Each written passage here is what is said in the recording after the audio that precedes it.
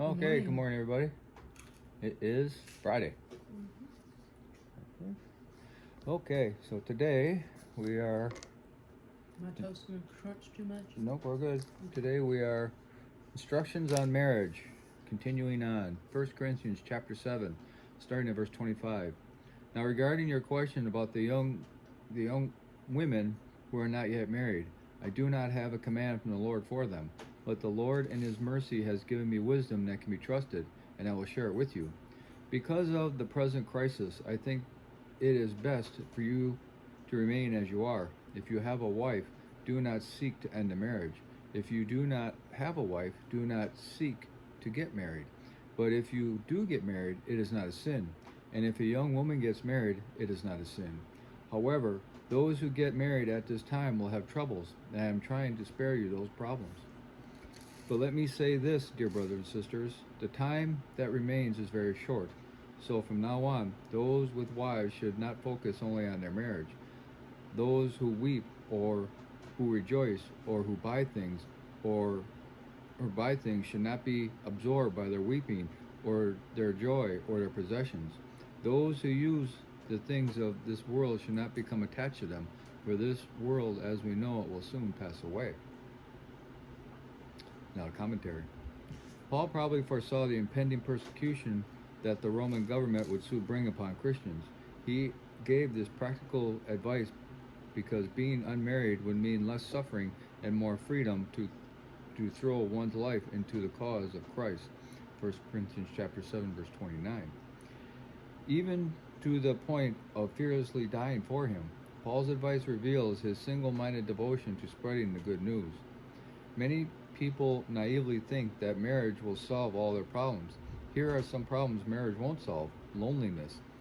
1. Loneliness. 2. Sexual temptation. 3. One's deepest emotional needs. 4. Life's difficulties. Marriage alone does not hold two people together, but commitment does. Commitment to Christ and to each other despite conflicts and problems. As wonderful as it is, marriage does not automatically solve every problem. Whether married or single, we must be content with our situation and focus on Christ, not on loved ones, to help address our problems.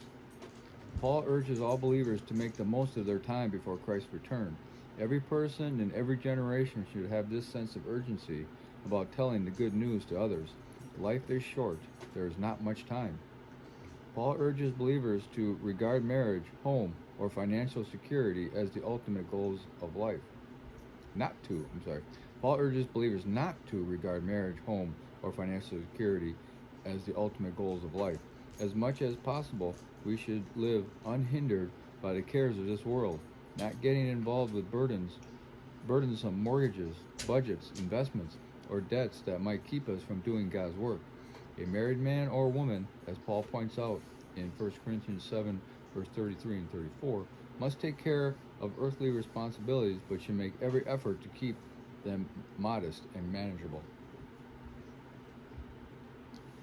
I think this scripture might, and it might just be a southern thing, it might just be a personal thing, I don't know, but I think this scripture might hit more to women because like whenever I was growing up, in my upbringing, it was just implied and instilled in me that my value was not as great or not present unless I was married. Yeah. You know, my value is always attached to a man, a male, of some way. So I just think it might resonate with my age group women more than.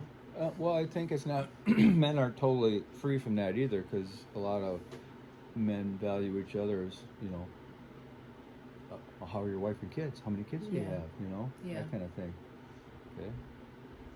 It's our culture. It is our culture. It's everybody's culture, really. I mean, even not in even other religions, focus on how many children and all that. So, but yeah, it's and it's not easy being single. It's not easy being single, but it's also not easy being married. No, it's not. I mean, it's a daily choice that you work toward. It's work to stay married. Yeah.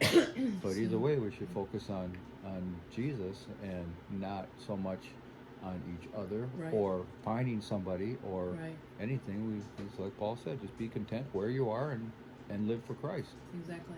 And if God sees fit for to send you somebody or meet somebody or whatever, well, then so be it. But don't stress out about so much about finding somebody, I guess, or settling Yeah. for somebody. Definitely don't do that. You know, that's probably the worst of it. Don't settle for somebody. Right. So, okay. Hope everybody has a glorious day, and we'll talk to you later.